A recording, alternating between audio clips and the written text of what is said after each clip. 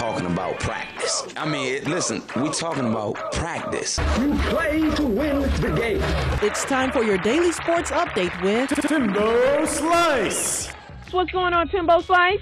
Not much, morning, Diva. I gotta say that every time I hear that song, I can't help but think about the movie Old School. Yeah, me too. It cracks me up. Awesome. Today I have your AFN sports schedule. It's a light one today, and just some news from the world of sports. Okay. At 9 a.m. on AFN Extra, the Minnesota Wild take on the New Jersey Devils in some NHL action.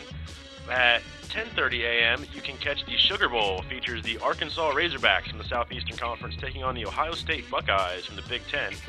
And that game replays at 9 p.m. also on AFN Sports. And remember, for your entire AFN television schedule, just go to afnkorea.net and click on the link that says TV. In the world of sports today, Michigan coach Rich Rodriguez was fired. That was not unexpected. He had a 15-22 record in 3 seasons at the school, including the school's worst record in, I think they said 70 years. His first season there when they had 9 losses. This season ended with the school's worst loss in bowl history. Just not a good experience for Michigan and Rich Rodriguez. He is out. The leading candidate to take that job is Stanford coach Jim Harbaugh, who played quarterback at Michigan in the 80s. Have to keep an eye out on that story. Corey Ivory out for the playoffs for the New Orleans Saints. He was the Saints' leading rusher this season, so that is bad news for the Saints. They should still win their first-round game against Seattle because Seattle's terrible, but that does not bode well for the Saints' chances of repeating as Super Bowl champions. Marvin Lewis got a contract extension from the Cincinnati Bengals, which, wow, the Bengals were awful this year. They haven't been great under Lewis as a whole. They've only made the playoffs twice under his tenure, but I guess ownership decided they wanted to bring him back. And you might remember a couple weeks ago we talked about the UConn women and their amazing winning streak. Well, that streak ended December 30th against the Stanford Cardinal, and another streak ended as a result of the loss. UConn dropped from number 1 in the coaches poll to number 2. It snapped a streak of 47 straight weeks that they had been on top of the poll. That was a record. Baylor topped them for the first spot.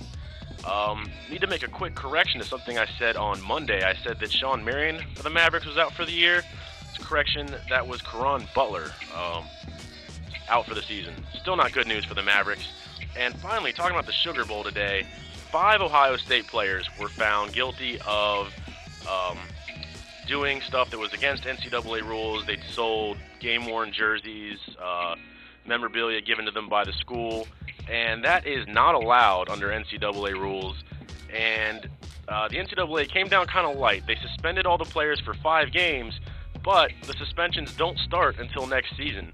So all 5 of those players still get to play in tonight's Orange Bowl. Wow. So it's just an odd decision by the NCAA. If Ohio State had, any sense of right or wrong, they'd hold these players out for tonight's game and make an example out of them.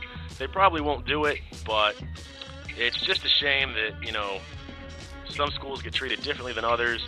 A big-time program like Ohio State, their players are allowed to, break the rules but still appear in a big game like this. And, it sets a bad example, bad precedent, and hopefully the NCAA corrects that in the future. That does it for me. I am your AFN KC sports guru, Timbo Slice. And remember, if you have any questions for me, post them on the Facebook page, and we will answer them on the air for you. I give it back to you, Morning Diva. Are you kidding me? That's all I got to say. Makes me want to puke.